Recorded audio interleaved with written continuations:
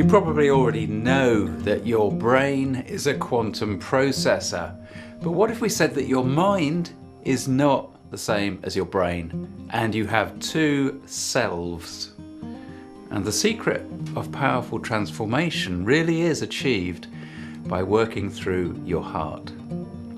Today we're looking at a wide range of topics from education to ET.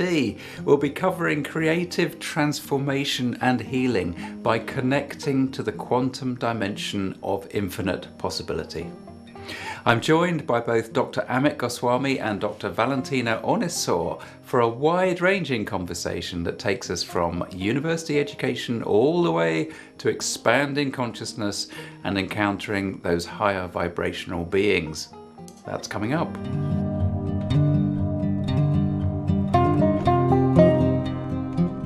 Hello there, my name's Tim Walter. I'm a house healer and an alternative life coach. In a moment, I'll be sharing my recent conversation with retired quantum physicist Dr. Amit Goswami and his colleague Dr. Valentina Onisor. But first, I just wanted to share how the things that we talk about in the conversation are all related to the work that I do on a daily basis.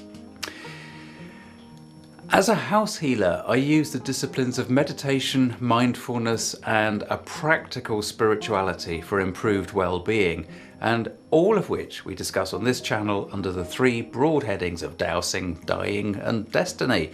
And along the way, we discover how humans are so much more than we're educated to believe. And if that sounds like the sort of thing that you might be interested in, then click on subscribe and click the grey bell icon to get notified every time we upload a video or do a live Q&A. Dr. Amit Goswami is known for his practical approach to interacting with the seemingly abstract concept of quantum infinite possibility. Amit even calls himself a quantum activist. Such is his desire to create a change for the better.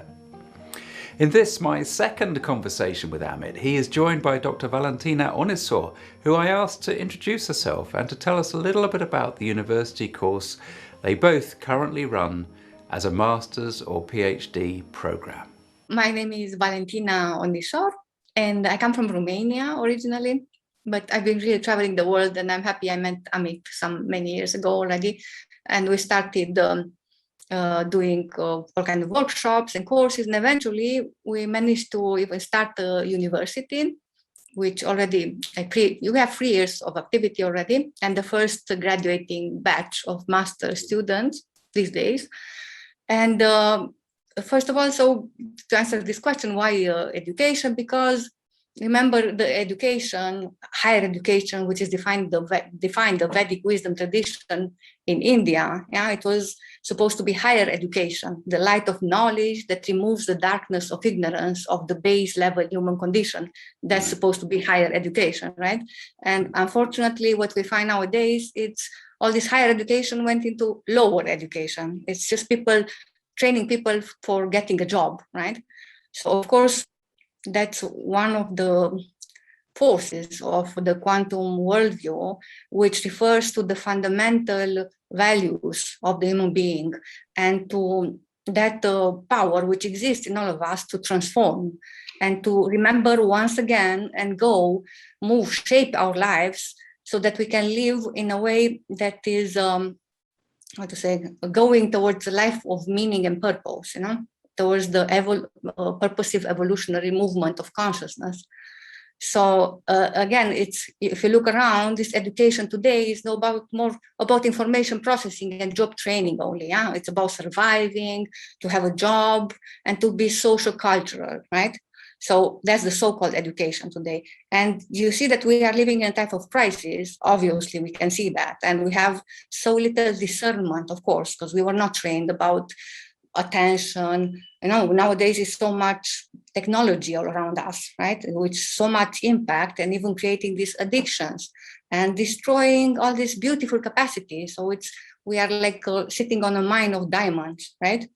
But so again, the human societies today are dangerously moving towards the emphasis of survival needs, ignoring the higher needs, which is creating the chaos which is today. Yeah, it's not about blaming the others. We are all together in this, So we all together we need to come out if we are to come out of this situation. And it's the job of higher education to restore the pursuit of higher needs and ensure the continuation of higher purpose of human development, right? So that's what, yeah. So wonderful. I could see that you're, once you get going, you're difficult to stop. It's no, okay. So that's a really it's a very meaningful thing that you're doing. And now, Amit, may I ask you to just give us the bottom line of what do you think? We've had a wonderful description of your work in the university, you two together creating this amazing course for learning. Would you be able to sum that up in a few sentences of why you are driven to do that as well? Because that explanation from Valentina was fantastic. Okay, so it is transformative education. Transformation is a fundamental necessity for not all people. Agreed, I'm not completely hopeless about the usefulness of today, what they call higher education. It does have usefulness in the sense that about 3/4 of people are still in their survival needs. We have to recognize the reality as well. So although the culture overall should hold the light that is available to everyone, they should not be deprived of knowing the potentiality. That's a tragedy that they're not even told about the potentiality. But if they're told about the potentiality, like it was even 60 years ago, people knew that these are the values, and if we can explore them, it would be nice, but they also realized, well, my life is not for that. I am built for a factory worker and I'm happy. So there is that, but the higher education should not be exclusive for just catering to job preparation, especially of the routine kind of job. Agreed that some people escape this somehow, but it is to their credit, not the educational system's credit. So about 25% of people are ready to move to higher needs, and they're not getting anything. Of course, they're getting something. You do notice, we all notice the number of workshops. We call them new agey, but they're not new agey. They're a necessity that is being fulfilled by traveling teachers. I have been one myself, Valentina too. So we have done that route. And then I found that it's too superficial. We can touch people, we can make them aware that values exist, but we cannot teach them the values. That takes too long. And this is why we established the university. And I was very fortunate that I could team up with someone like Valentina, who is not only a educated in the conventional education in all its complexity in the field of health and mental health as well, and alternative medicine, but also has a spiritual background from the beginning of our life. So this is very rare. I cannot even claim that, because I had a beginning, good beginning, but then I became a complete materialist, and then I returned at the age of 37 back to my original path. It has worked out that we both teach the fundamentals, and we have helpers, of course. So we have quite a few other faculty members, but we are the main teachers, and we teach transformation. We teach the quantum science, the conceptual basis of the new worldview. We also teach the method, epistemology, which is creativity, intention, quantum yoga. But then we just get into the experience and delve into the experience. The only other thing that we teach is that we are also not oblivious of the fact that people have to make a living, just as we had to make a living. So for that, we also keep the conventional job preparation as well, but always geared with the new values in mind. That is, when we teach health, when we teach mental health, when we teach business, we bring in the new worldview, we bring in the transformational aspect of it. We make no bones of it. That look, if you transform yourself, you can serve the world much better. And by serving the world much better, you also change the world. Yeah, that's excellent. Fantastic. And so not only have you been setting up that course and doing that for the last few years, but you've also been churning out books like they're going out of fashion. Those are the last two that I've got. Quantum Spirituality, which Amit and I discussed a little bit about last time, but also The Quantum Brain, which I think is the most recent one. I know you've got some more coming out fairly soon, so you're co-authored by both of you there. And that is a very interesting read. What you seem to be doing there that you weren't doing in Quantum Spirituality, you sort of got one book that's kind of, you'll probably shoot me down for this one, that's sort of about the mind, and one is actually about the brain, literally, so Quantum Brain. But I wondered actually, which of you would like to kind of just to sort of set the scene about how we discuss these labels of mind and brain? Obviously, you know, these are two different things when we talk about them in terms of interacting with the quantum realm. Valentina, would you like to just help me out on that? Sure. So you see that in the book, you will discover all kinds of things which maybe many of the people know, especially doctors, right, about the hardware part of the brain. But then it's also about all these functions, all that potential which is not really tapped. So, and the question is, are you more than your brain? Yeah. And the thing is that you can be if your consciousness is beyond the brain, right? And as you know, brain scientists refute such proposal by accusing dualism. So how can consciousness be a non-physical dual entity? That's the question, you know? And then how it's interacting with the material brain. So, and quantum science, it's giving this revolutionary new track to think of consciousness and the brain. So the first questions, of course, for everybody will be, what is consciousness? And yeah, so the quantum model of consciousness and the brain is giving predictions that neuroscientists have verified in the laboratory. So that will be, and of course we speak about taking care of the mind, how to do that, because we live in this era of the rational mind today, both men and women, dominated by the thinking life, men more than women. Yeah. But so initially we deal with the two important problems, you know, that the brain develops in its processing of the mind in the traditional child development today. So the hyperactivity or lack of concentration, and how to improve that, of course, we speak there. And then the intellectualism, which is producing this contracted consciousness, how we handle that. So that's for the beginning. Then, of course, we speak about the negative emotional brain circuits. So we go step by step.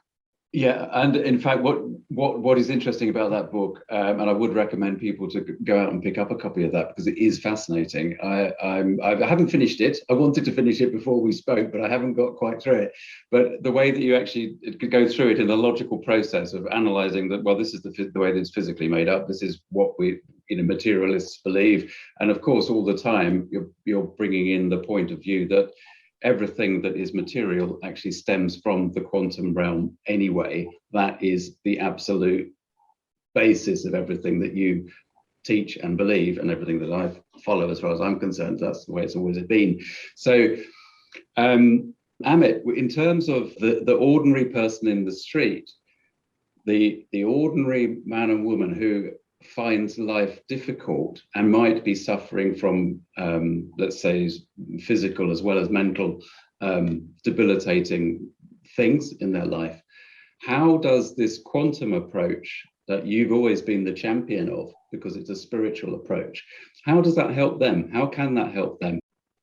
Well, the quantum approach is fundamental in the sense that we now can finally not only can spell out the role of consciousness in creating the world, in creating the brain itself, but also we can distinguish between the anatomy and physiology very clearly. See, before, the materialists mix it all up. They think that the genes do everything. And of course, genes don't. Genes cannot build form.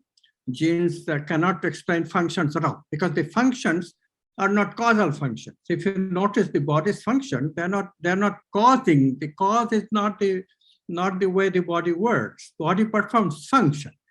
Heart performs a function. It's a survival function, but it's a function. And mind does not even perform just survival function. It performs very necessary higher needs. That's what mind is for, to make a worldview. So this purpose is impossible to include through Newtonian physics. If you remember your elementary physics, force equals mass times acceleration. So forces make changes. It requires a force to make change. Force is a cause. Causes make change in Newtonian physics. There is no other source of making changes. So this is the beauty of the quantum worldview. The most glaring beauty, other than consciousness is brought in, is that it can include purpose. Darwin tried it, Newton himself tried it, Einstein tried it. Everybody tried it, except nobody tried it through quantum physics, because quantum physics was not ready yet. Einstein died prematurely in the 50s. The non-locality aspect of quantum physics is not verified yet. So I was just the right man in the right place, right time. And all these ideas came together. The mind could be handled as software, functional software. So we have hardware of the computer plus functional software. Even the vital life functions, not just meditation, but functions like what the heart does or what the immune system does, protect the body, defend the body, what the stomach does, maintain the body. All these functions can be explained as software. The beauty of all this, Tim, is just fantastic. The software can be changed. So we have been misled by materialist approach to science all these years, being told that the genes are invariant and therefore we cannot change the way we are. But of course, we now have discovered that yes, we can change. The theory of creativity is well established. We can change and do change. And how do we change? We change at very base level. We can even change the physiology. The concept of chakra comes very alive, feeling centers in the body in quantum science. Each of these chakras, there is the concept in spiritual traditions that the chakra is not fully open. It can be fully opened by spiritual work. And we have discovered that it is really a process of vital creativity that opens the chakras. And once you open the chakras, new functions can be performed. So this is the thing, what we call quantum brain and quantum body, if you will, like heart becomes quantum when we learn to love, like that. And so this is the way to elevate the functions of the body and the brain. And when we do that, we live an enchanted life. It's very different from the constricted life, base level human condition, as Valentina called it. It's very different from that. And people who do not have this experience, they just miss it. They cannot fathom it. They cannot fathom the amount of enchantment, amount of connection that people feel. The relationships change. Instead of becoming force-oriented, they become purpose-oriented, they become respect-oriented, they become persuasion-oriented. And you never have this polarization, never have these difficulties in understanding each other. So everything changes, and the world is ready for it, I think. As I said, 30% of the people are probably ready for the new way of living. So I hope Our movement is just a beginning, and with help from people like you and all over the world, we are very happy that things are finally moving in the right direction. I think that. Sorry, I interrupted you, but I think they absolutely are. Material creativity is an interesting expression there that you used, but I guess that can also fundamentally be applied to the physiology when we talk about neuroplasticity of the brain, the way that the brain actually will change as you use it, and presumably what you're saying, and maybe Valentina, this is where you would verify this in terms from a medical point of view, that basically the structure of the body is completely flexible, and in terms of the energy, as you use things and develop talents and abilities and focus in, as Amit is discussing, the physiology will change, as well as the basically changing from the intention, from the inside out. Is that what you have found? Yeah, definitely. And moreover, right now we have we have some students which are doing the PhD, and one of the topics is, of course, quantum yoga. And we already did some measurements with a few devices to see what's happening, and like quite a few types of measurements to see what's happening before, meanwhile, and after certain experiments with certain practices in applying the quantum creativity. So it's in process, it will be online very soon about this discoveries.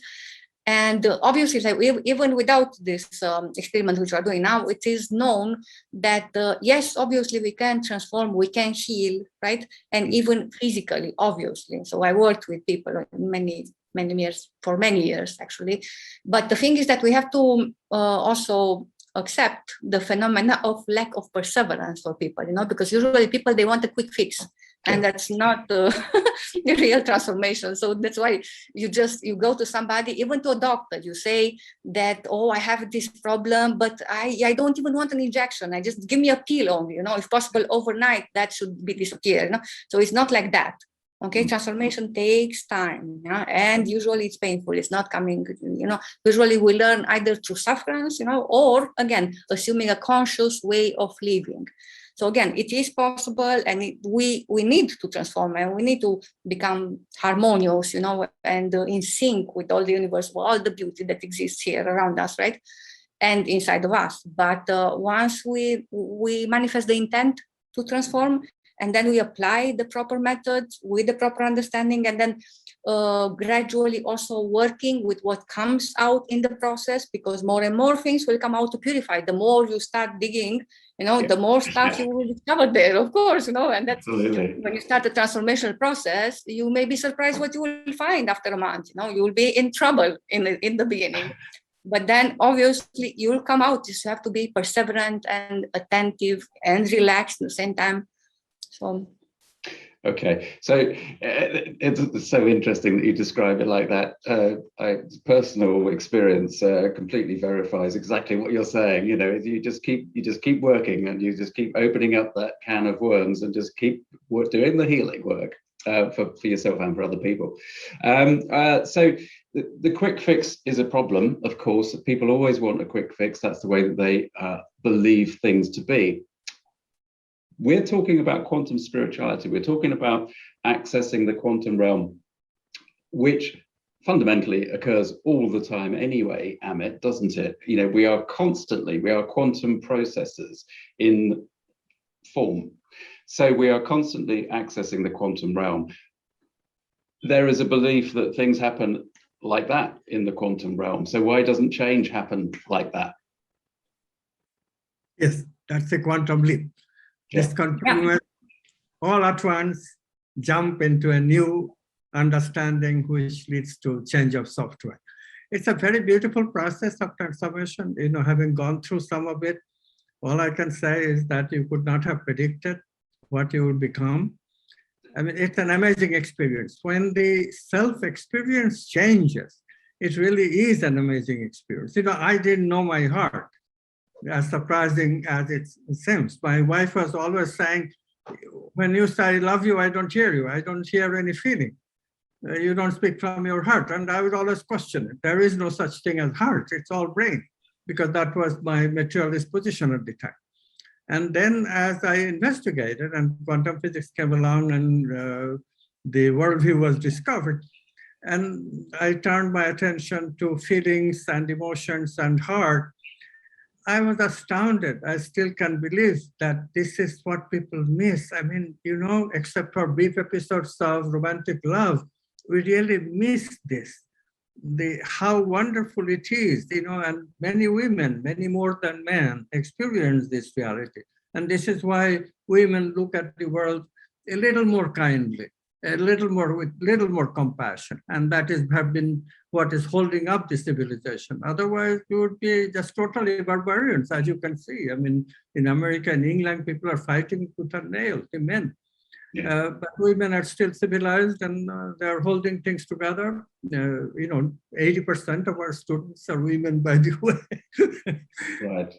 Yeah, allow me to add something so that it doesn't remain unclarified, you know, because your question is like, what is actually the difference between a quick fix and quantum leap? It's not the same. Yeah. So the thing is that for a quantum leap, you have a preparation, you are preparing, you know, in a way. And then you have the quantum leap, which is not happening. It's kind of, it refers to an access to the supramental level of our being. Yeah. It can be quantum healing. So that's a manifestation of the supramental body, whether it's by divine grace or a conscious process of creativity. Okay. And the thing is that you can, for example, you have the window, you can clean very well the windows, you can put up the shutters, but you are not forcing the sun to come in, yeah? You just need to prepare. So preparation is our job, yeah? It can be longer or shorter because it's this reincarnation process, right? And the lessons that we need to learn, how we are growing and all that. Also the stubbornness of our condition, you know, is there. Oh my God, we know that very well. I know it. How much it can just block us there, you know? So eventually, you know, but again, so there's a difference between quick fix and quantum leap, huge difference. It's interesting that Amit was talking there about the heart and opening the heart and working from that point of view. There's a very well-known healer over here in the UK called Matthew Manning, and he works with people on their physical illnesses. Okay, now his healing, and this would apply, I think, to any healer. I mean, I'm sorry I'm putting it like that, but you know, I actually don't like the label of healer because I think everybody is capable of healing, and well, you know, it's part of us as a human being. However, the healing process for the individual healer is fundamentally a subjective process. It's an experience that the healer experiences within themselves, but a change occurs for the patient, let's call them the patient. And clearly that is meaning that there is an interaction between the subjective experience of what we would define as one individual and an external individual, another person. How might that occur, Amit, is in the quantum realm? Is it as simple as saying, well, of course, they're not separate anyway? Is that it? Amit, because I have so many things to say. Amit, you start. Healing is a complex process. Healing, first of all, is that just the ordinary software can go wrong. And that part does not have much to do with relationship. That part is more or less a situational kind of thing. I don't take care of my body properly. Environment changed, seasonal bacteria, viruses, accident. So, and body has a flexibility in software, and all we have to do is to keep our healing intention straight, and then healing works out. But then there is this, you know, questions that really you're raising, which is that those fundamental situations where the relationship with the world becomes very important because that's producing extra stress on me. I have to relate, especially in intimate relationships. And these stressors are adding a different component. And this is happening only today. I mean, those stress-caused disease, body disease, cancer, heart disease, they were not very common in the olden days. because people really did not live this stressful way before. So when the stressors come, then our existing software is just not enough to respond to it, because the response we have built in is that immune system defense. And often that defense does not get to anywhere, because the question is not a question of body alone, not the vitality, but it's the mind. Mind is putting wrong meaning on things, relationship. So the mind has to be straightened out. It has to be done at even a higher level than the mind. Valentina already said that it's the archetypal level. Love has to enter, truth has to enter. For people, that does not help health very much. Health is not a false thing. It's the most genuine thing we have. So what do? You have to come to the face-to-face with the fact that I need to change. This is where the whole quantum healing, that whole concept comes in. I have to change my software. This existing software is blocked. It's not working out until I discover new principles, which are the archetypal values, like love, like being fair, like being truthful, like being good to people. I am going to be stuck in this condition. I'm not going to be healed. Most of all, I have to discover wholeness, that I'm not a separate being, my mind is separate from the body, emotions and thinking, they're, rational thinking and emotional thinking, they're not different beasts. The same being is doing it, and they have to be integrated. So this is where the concept of wholeness comes in. Have you heard of Dr. Hammer? Dr. Hammer first made this point, that it is our conflicts that we live. That's what produces much of our New German medicine.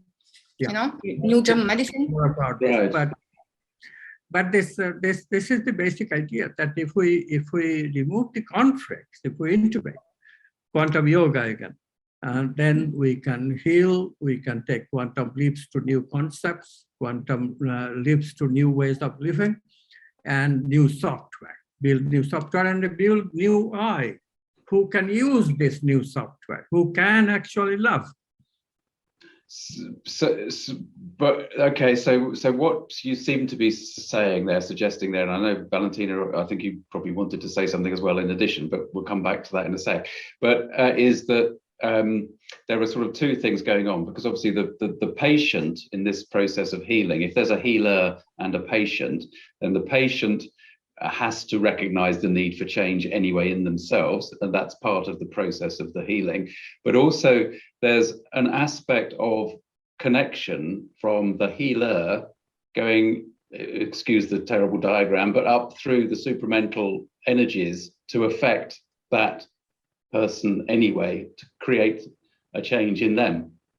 Yeah, and how? That's the question. How? Indeed, yes. All right, so the word is inspiration. That's why we go to a doctor, that's why we go to a teacher, because as you said, the power of healing exists indeed in all of us, and it needs to be activated. Yeah. And instead of going towards destruction, we go towards blossoming, right? And embodying all these divine attributes and all that. But until there, we need to be inspired. That's why we go to a doctor. Like I said, there are so many doctors which you go to them because you trust them fully. They give you a pill which even has nothing in it, and you can heal just because that person really inspired you. And somehow you got inside of you something which made you feel,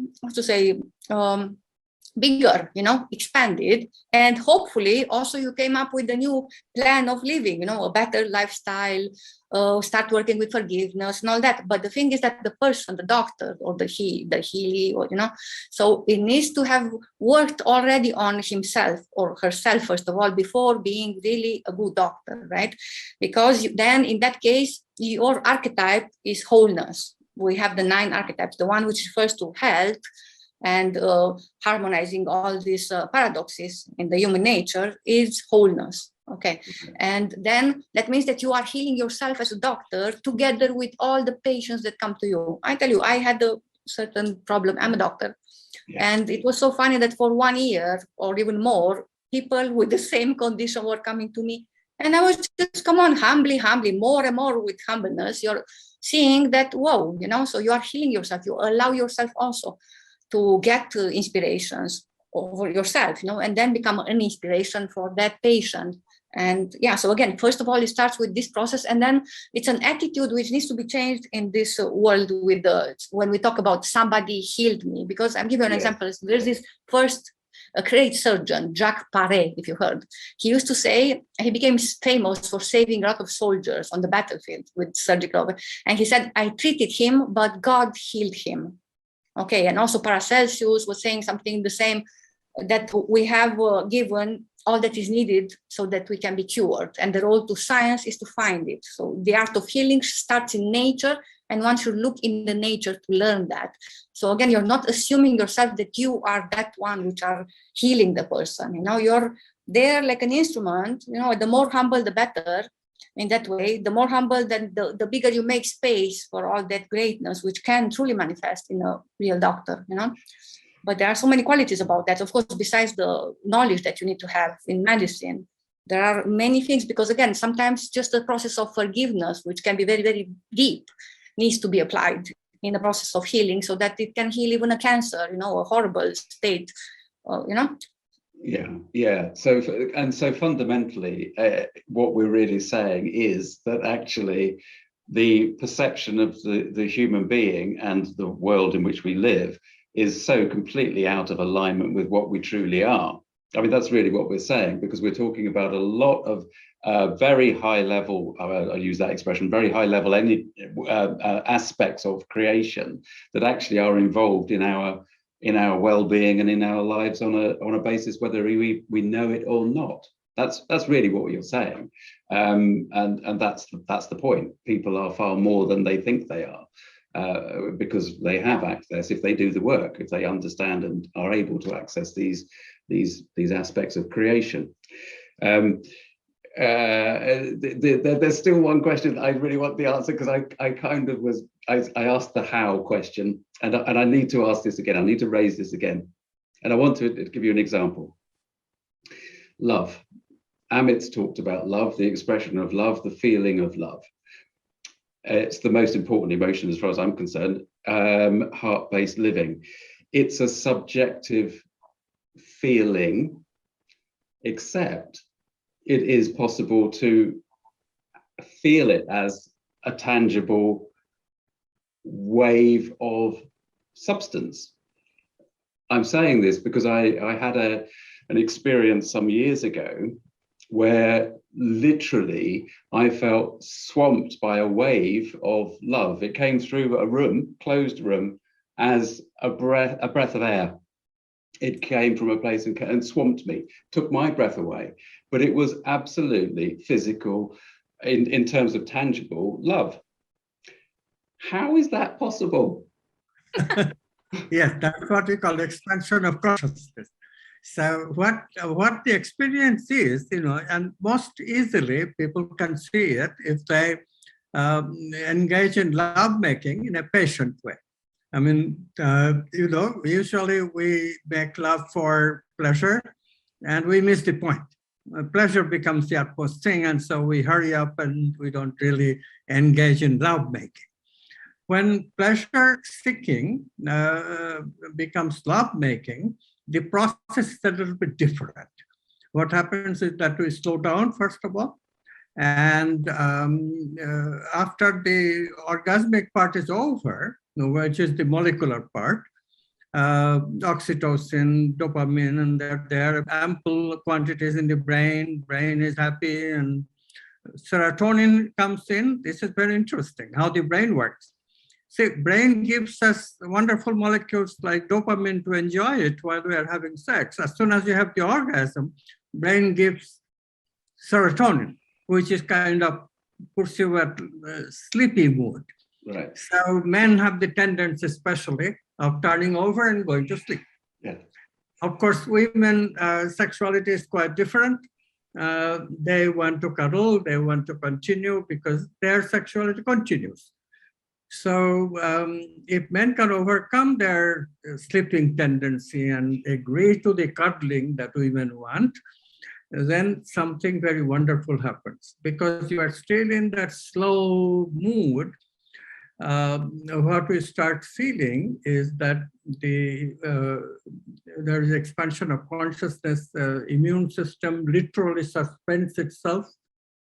And in that suspension, the heart becomes quantum. It becomes coherent. This is experimentally verified. The HeartMath Institute has verified this. So this quantum heart, this is the mystery of love. So immediately that expansion of consciousness that made this possible, that jump from the quantum leap from the ego into the quantum self, that at the same time is giving us the thought of, oh, I care for this person, and the feeling in the heart. And the whole thing combined with the expansion in which literally you are including your lover. This is the unique experience that you had and many of us had. And once you have this, then you want to make love. You don't want that hurry way of making sex. Right. So you've put it into you've quite understandably taken that and put that into the sexual state of a relationship with one person. Interestingly enough, when this experience happened to me, I was actually alone. That sounds terrible. That's not. It was not masturbation or anything. It was actually I was expressing love to a non-incarnate personality.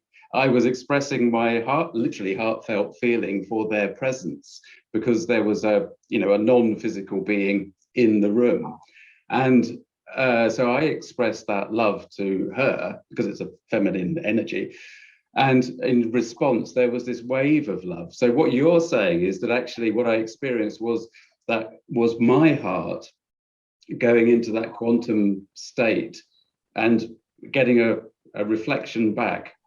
Effectively, is what okay. you're saying. Let me go on, Valentina. Yeah. So what you're describing is very interesting, kind of what I had when I had my first, let me say it, encounter with the extraterrestrials. Okay, because I was in the C5 CSETI groups set by Dr. Stephen Greer. Okay. Right. Interesting enough is that Amit and me also, we have recently some invites to speak in such forums lately. And actually quantum science has a very beautiful thing to say about all this, So of course it has to do also with your archetype, I would say, but remember when I met you for the first time, I could say that your love there, Yes. So I'm so happy that you had this manifestation, and obviously it came in the right moment and the right way to tap something in you, and then it's your job to take it so that it becomes an active love. Love is active, as you know. And then even re-actualizing that, the connection that you had is there, so actualizing that over and over. Whenever you have something, a special experience, it's good to re-evoke it for a number of days after that. But even later on, it's still alive, and write it down with all details. So for me, that was a manifestation of this archetype for you. Okay. Right. Yeah, and there is another additional factor, which also next time you have it, you remember this, and that will add to your understanding of it. Because I had similar experience with myself and alone is important, because we have two cells in the body, the one in the heart and the other one is in the navel chakra. The navel chakra one is, Japanese called it hara, and that's the body identity. It's very me-oriented. That's why narcissistic people are basically. And they don't want anybody else. They want to be in command of themselves. Iron Man, we call them. But of course, all of us are a little bit flexible than that, most of us. So what happens when the heart is activated is energy. This is using the language of chakra psychology. Energy rises from the navel chakra to the heart chakra. What does that mean in translated in literal terms? Energy here is me-centered. Energy here is, you cannot see me. Okay. My navel is me-centered. In the heart, it is other-centered. Right. So the me-centered energy becomes other-centered energy. And this is the expansion. Before it was constricted here, although not as constricted for most people as the Iron Man, but still constricted. Whereas when the energy rises, we experience both of the chakras simultaneously, and the expansion is unbelievably forceful and powerful. So it's also letting go all that defense mechanism that you have, So that's what Amit called it, suspension of the immune system. That's what it means. Because otherwise we are defending ourselves, we are protecting. But then when love comes in, you let it that. There are all kinds of other experiences which describe this phenomena, but that's why, because you let go all that defensiveness. Right. Yeah. Okay. That makes a lot of sense. That's really interesting. Yeah. And I think I'm hoping that that's helpful for people that are watching that, because so that they can understand that. Because we can talk so often in very abstract terms, and heart-centered living, for example, is one of those abstract terms, and people say, well, what does that mean? What does that mean? But if you can have the experiences, and what you say, coming back to what we were discussing right at the start of this conversation, was that your course that you run is experiential, and that is because of that very reason, is that you need to experience it. You did say just then that you mentioned that you mentioned ET, didn't you, Valentina? Is that, yeah? Okay. I would love to hear any aspect of that, please, Amit. Exactly what aspect of quantum science that you want to know? The aspect that would relate to the potentiality of experience of relating to extraterrestrial type beings, really, personalities. Okay, so quantum science basically is the way that we include quantum worldview not only in our thinking modality, but also in the body, feeling modality, changing the software. So it is connected with all of that. And so what we do initially is it is just to introduce the idea of quantum physics and the worldview itself to change the belief system. Only after the belief system has changed, and during also, we are very careful about experiencing, for all of our students to experience as early as possible in their education, that yes, consciousness can expand. Right. And this is what different about consciousness. A mechanical thing cannot expand anything. It is what it is. So if consciousness were mechanical and object, it could not be experienced in an expanded way to include another person. That is impossible. So that experience that when we meditate, we can relax. Relaxation is a sign of expansion. And the most important, of course, is heart meditation. And we allow people to meditate on the heart with another person. This meditation of what is a sort of a glimpse at empathy, what actually can happen in empathy if you do it in quantum styles. Empathy, people mean a lot of things. A lot of people mean a lot of things. They don't really know what it really is supposed to mean in spiritual terms. Empathy is to be in your shoes literally, not figuratively, not analogically, not metaphorically, literally. Means I and your consciousness becomes all into one consciousness. That's what empathy is about, non-locality. So that experience is a vital part of our training, those two experiences, simultaneously with the worldview change. And that includes a thorough grounding on the brain. This is why the book Quantum Brain is a bit technical, because it is also for our students. Right. And so we teach that all very seriously. And then we teach epistemology, and that's where experiences really begin, have a lot of truth in that. And if you're expanding consciousness, and the quantum realm is the realm of infinite possibility, then that means that you can experience basically anything. Yes. Yeah, which would mean that it's the science of manifestation. So you have now opened up the vista of your intentions, and can you manifest how to manifest? That is a basic part of our training. I mean, for you, I will give you, if you want, a whole talk about that, which we already had, because you were asking about quantum science and experiences with extraterrestrials, for example, but also with other archetypes, like angels and everything. So quantum science has a long, beautiful theory about this. It's a lot to talk about that. Maybe we have another one only on this topic, if you want. Yeah, if you that would be brilliant if we could do that. That would be great. Yeah. But just in 2 words, obviously, we have the capacity to put us in resonance with higher evolved beings, okay? Briefly put. And for me, the experience starts from the heart, obviously, and starts from a state of purity, which actually it's a non-duality. So when I was having my first experiences, I was actually in a place of very deep sufferance, It was a desert time of the soul, but at the same time, I was not expecting anything. I was with my friend. We were in the desert in Nevada, and she got this method from Dr. Stephen Greer, first of all, before I got there. And we just did it simply, like it took us, I don't know, less than 5 minutes to get in this state, But the key is that you need to have this capacity of getting into the non-locality easily with even one person. So that state of group, because they function in a state of group. And what is happening in humanity is so dominated of all this, you see all this competition. See what you see in the world is not the humanity that we are, So humanity starts when you open your heart.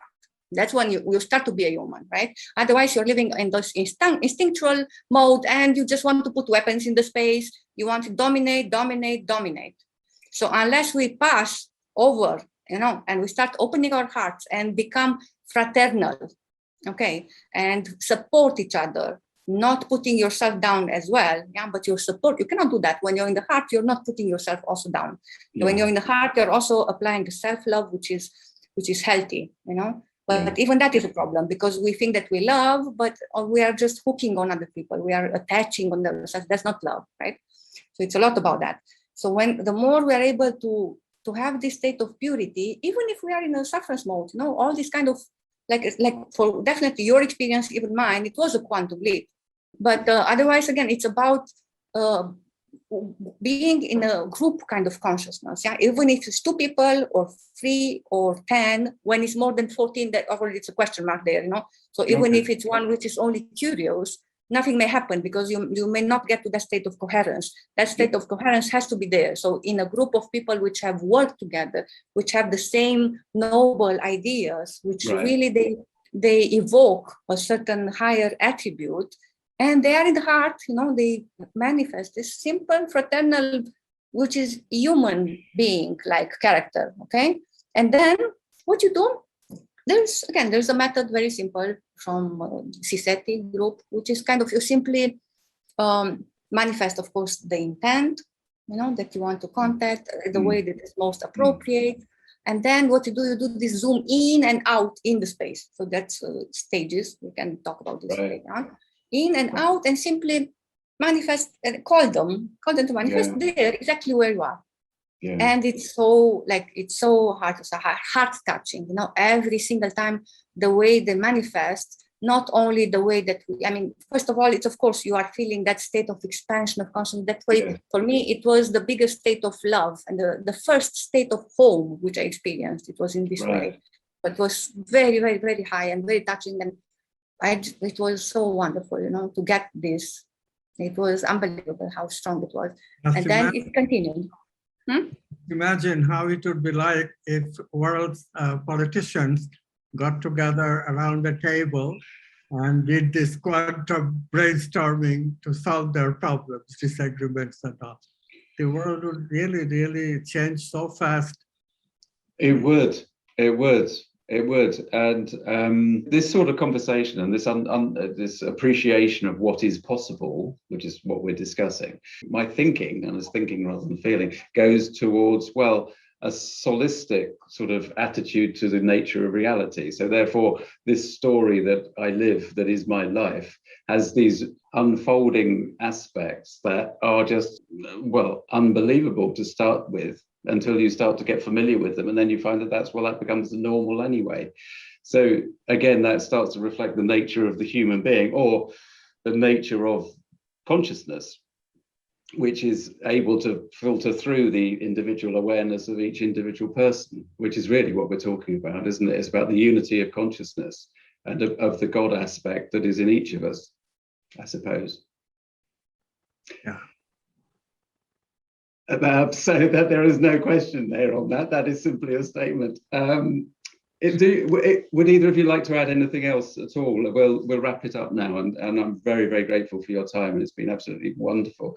Anything that you would both like to say? Obviously, people watching this can find out more about both of you from amitgoswami.org. Do you have a separate contact? No, that's the same one for everything that we've been talking about. Fantastic. That's there, and on that website you see the Master and PhD page also, and the contact info@amitgoswami.org. And as I said several times, I can certainly recommend picking up copies of any of the books that you've co-written together, as indeed the good old standby from Amit from some years ago, The Self-Aware Universe, that I still say to everybody I meet, they should buy a copy of this book. So thank you so much, both of you. It's been an absolute pleasure. Thank you. Hope to see you again sometime. It has been wonderful to be with you. It always is. Thank you.